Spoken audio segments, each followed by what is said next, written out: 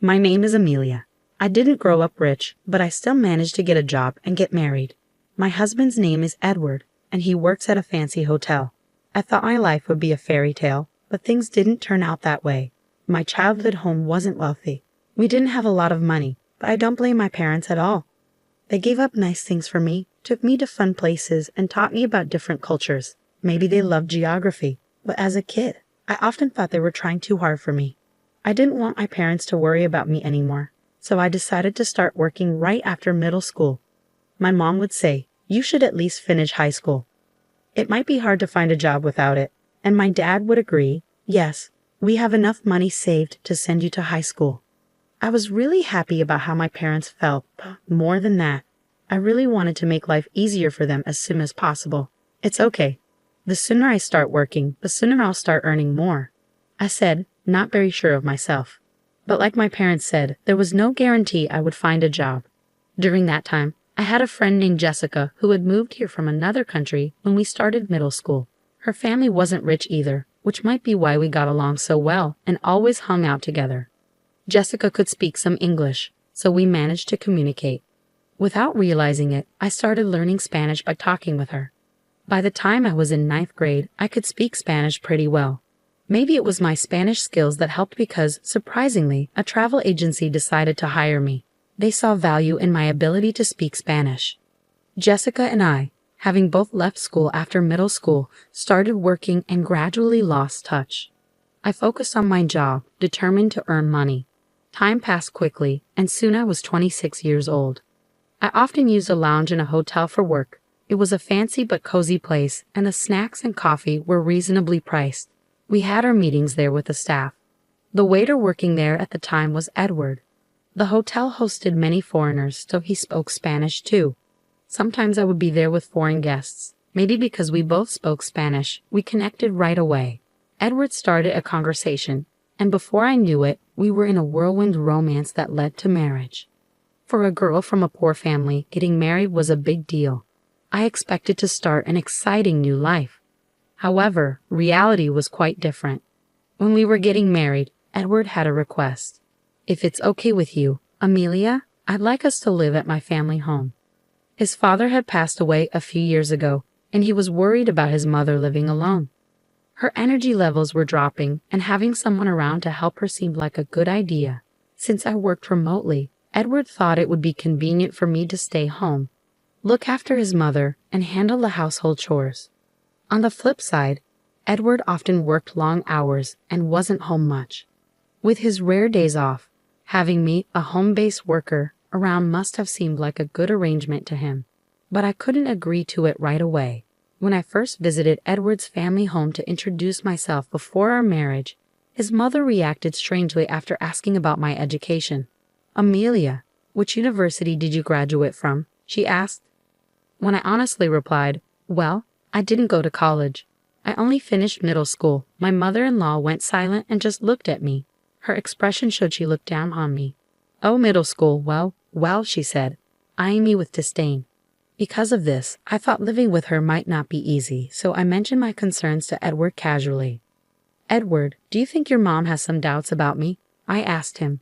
He chuckled a bit and replied, "Nah, that's not true. Mom trusts me, and I'm sure she doesn't have any bad feelings toward my wife either." His words made me think maybe I was worrying too much. Edward also promised that if any issues arose, he would talk to his mother for me. With that reassurance, I agreed to move in with his family. But once I started living there, things weren't as smooth as I'd hoped. It was a harsh reality check. Whenever Edward and I visited his family's house, his mother would speak to him with such warmth. "Edward, thank you. I'm so grateful you're living with me," she would say, and Edward would respond, "Of course, I knew it would help you out." They seemed like such a close mother and son. But towards me, my mother-in-law's attitude was completely different, cold even. "Well, Amelia, just make sure you don't hold Edward back," she'd say emotionlessly, as if she was giving orders to a servant. It was clear she still looked down on me, but at that moment, Edward stood up for me. "Don't worry. Amelia is doing a great job working too," he said. However, when I mentioned this, my mother-in-law briefly looked stern, a detail I didn't miss. I figured I should talk to Edward if things ever got troublesome and decided to handle it my way. We were family after all, and I didn't want any tension between us. That's how we started living together, but reality didn't bend in a favorable direction. Once, as I was working on my computer as usual, my mother-in-law burst into my room and said angrily, "Hey, Amelia, when are you going to clean my room?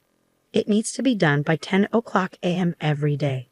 I was surprised because I had never heard of such a rule before. Sure, I agreed to do household chores, but we never discussed to what extent. If she had just told me kindly from the beginning, that would have been fine. After all, I have my own job and can't be available all the time. However, arguing wouldn't be mature, so I quickly finished my work, apologized, and started cleaning her room. Meanwhile, my mother-in-law was just relaxing in the living room, watching TV and eating snacks.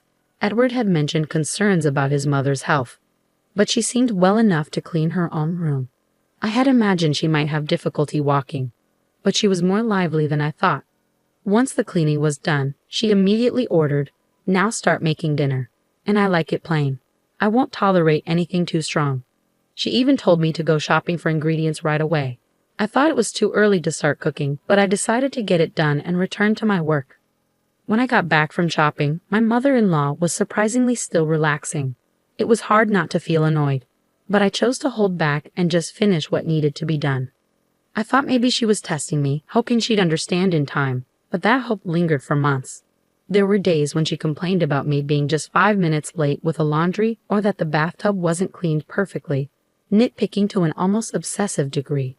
Before I knew it, I ended up doing all the chores around the house, while my mother-in-law just lounged around. Honestly, if she had the energy to nitpick, she could very well do some chores herself. I started to worry that if this continued, it would start affecting my job too. That was the last thing I needed, so I decided to wait until the evening to talk to Edward about it. Once my mother-in-law had gone to bed, I told him everything. "Hey, I think your mom just doesn't like me. I'm getting so tired of being constantly criticized." But Edward just chuckled and said, "Come on, that can't be true. Mom's a kind person. There won't be any issues as long as Amelia doesn't do anything strange. Please try to get along with her." He didn't believe me. Maybe it's because she's always doting on him and never complains to him. In fact, when Edward's around, my mother-in-law says, "Amelia, why don't you take a break and have some tea?" But even knowing that, there's a limit to my patience with this kind of life.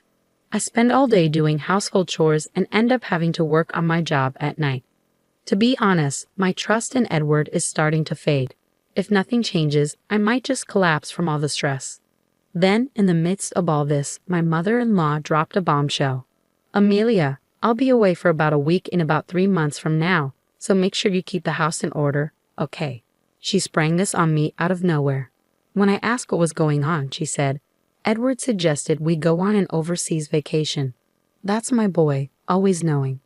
I was thrilled at the thought of traveling abroad. I couldn't wait, but when my mother-in-law dropped the bomb about the vacation, I was shocked. Edward hadn't mentioned a word of it to me, and it seemed like I was being left out, expected to stay behind and manage the house. I needed to talk to Edward about this right away, so I brought it up that night. His response was surprising. "Oh, Mom already told you, but you're coming too, right?" It turned out we had misunderstood each other. It seems my mother-in-law had lied to me. Even if Edward wants me to go, I can't possibly enjoy a trip with her. In frustration, I told him, "I don't want to go. I can't possibly have a good time with your mother." Then Edward completely lost it and lashed out. "Amelia, what the heck are you saying? How long are you going to keep up this childish nonsense? I won't allow you to speak ill of Mom like that. You better reflect on this. It's a vacation abroad, for crying out loud, and I want to enjoy it too," he retorted. I was completely shocked. I couldn't believe Edward wouldn't trust me this much. Staying in that house had become nothing but agony for me. To prove to Edward that I was telling the truth, I decided to take action. The next day, since Edward was off work, the 3 of us had breakfast together. That's when I confronted my mother-in-law. "You're trying to leave me out of the trip abroad, aren't you?" My mother-in-law replied defiantly, "Oh, did I say that, Amelia? If you want to come, just come along, right?" But Edward interrupted. "Hey, Amelia, don't you understand yet? Apologize to Mom. Why are you being so defiant? You're not a child anymore." Despite my desire to clear things up and make Edward understand, my mother-in-law insulted me in the worst way. Well, maybe Amelia should just stay home, right? It's too early for someone like you to travel abroad. You won't appreciate the experience with your lack of education. Besides, lazing around at home every day without working. Do you even deserve to go abroad? You know it, don't you? She said. I was shocked that she still believed I was unemployed. I've explained my job to you multiple times, even during our greetings. I've told you what I do, haven't I? I confronted her, but she just looked down on me. What job? Remote work. Don't joke with me. You're just playing on the computer at home. It's been getting on my nerves every day. There's no way you're making money with that. You're just stealing Edward's earnings, she blurted out. That really made me angry, but before I could respond, she went even further. I have Edward, and that's enough for me. Edward can speak Spanish and works at a renowned hotel. There's no need to waste his earnings on a woman like you, uneducated and unemployed. A bottom feeder like you should just leave as soon as possible, she continued. She just kept going. After all her harsh words, I looked at Edward, hoping he would understand. But his response was unexpected. Well, I can understand how Mom feels. Maybe Amelia needs to cool off a bit, he said nonchalantly, as if he was fed up with me. At that moment, I made a decision. I couldn't endure being treated like this by both the mother and son any longer. Even though my mother-in-law told me to leave, I still wanted to confirm. Am I really supposed to leave? I asked. Laughing, she replied. Of course, leave as soon as you can. We don't need bottom feeders like you around. So I said, understood, and began preparing to move out. I simply nodded to the two of them and left the house. As I was leaving, my mother-in-law called after me with a sneer. Enjoy your poor life, as it suits a bottom feeder like you. But they didn't realize that consequences would follow their actions. About 3 months after I left the house, around the time when they were scheduled to go on their trip abroad, my mother-in-law called me. Amelia, I finally reached you. What's going on? She sounded quite frantic. First, I replied, I'm surprised you managed to call this number. She said, Of course, I tried several times and couldn't get through. I even called your parents' house to get your new number. I had informed my parents that either Edward or my mother-in-law might call. If they did, they should call back at this number. What's wrong? I asked in a panicked tone. She said, What's wrong? We're getting all sorts of collection letters. Help me out. I didn't know about any of this. Well, that's expected. You haven't been paying the utilities, have you? I simply answered. My mother-in-law seemed lost in her thoughts. I absolutely thought Edward was covering our living expenses. To find out you were paying for everything, why didn't you tell me? I had no idea you were making that much money. It's a bit late to bring this up now, I said, though perhaps Edward finally told her the truth. That's right. I had already started my own business using the expertise I gained from the travel agency. I used to work for a travel agency, and now my own business had grown to the point of earning $20 million, being widely accepted around the world. What shocked my mother-in-law even more was probably Edward's income. Just because he worked in a lounge at a well-known hotel didn't mean he was making a lot of money. If anything, Edward was just an average worker on the lower end of the pay scale. And speaking Spanish at that hotel was nothing special. There were many Spanish speakers there. Even if he could speak it, it wasn't anything remarkable. There's no way his income could cover the living expenses for 3 people. In reality, just making ends meet for himself was all he could manage. It's ridiculous that she hadn't realized until a collection notice came that I was the one paying all the living expenses for my husband's family. But the more I listened to my mother-in-law, the more shocking facts came to light. The reason why she insisted on me living with them wasn't to keep an eye on her. It was because she had been living off my father-in-law's wealth. Blinded by a temporary influx of cash, she had spent lavishly until there was nothing left. That's when she turned to Edward, presuming he was earning well. But Edward knew his income was low, and he was somewhat aware of my earnings, which is why he turned to me for help. Hearing this only confirmed how irresponsible they were. But their irresponsibility didn't stop there. By the way, are you managing to make the car payments? My mother-in-law exclaimed, raising her voice. Exactly. Both Edward and I have bills piling up since you moved out. I've been receiving more and more credit card statements addressed to both of us. The amounts due each month kept increasing, and before I knew it, they amounted to quite a sum. Their level of luxury spending was beyond me. I have no idea how they were spending without paying the living expenses, but Edward's bills had surpassed his salary, and my mother-in-law hadn't stopped her old habits of lavish spending. It seemed they had both gotten themselves into debt, now totaling over $440,000. What's even more shocking is they thought Edward would somehow manage it if it was just a bit of debt, as my mother-in-law put it, and Edward thought I would take care of it if things got tough. The level of dependency in grown adults was appalling. Beyond exasperation, I was starting to feel the danger. So when my mother-in-law brazenly said, "So, Amelia, you can sort this out for us, right?" I was astonished by her audacity. I made it clear to her, "After everything that's happened, you're asking for help now. There's no way in helping." That's when Edward suddenly took the phone. "Hey, Amelia, you're my wife. You have a duty to help us out. Do something. We can't pay this off." I couldn't believe their nerve, but I did offer him a glimmer of mercy. "So you want to come over? I might consider it if you do." He was immediately enthusiastic. "Oh yeah, you'll let us stay and you'll sort out the money. Then let's do that. Where's your place?" "I'll head there right now," he said eagerly. I had to be honest. "Well, if you can make it. I'm in Hawaii right now. I have a vacation home here," I said. Both Edward and my mother-in-law couldn't hide their shock. "What do you mean, Hawaii? We can't afford to go there right now." Edward panicked. I calmly replied, "Weren't you planning to travel abroad? Just swing by Hawaii. Your mother would love it.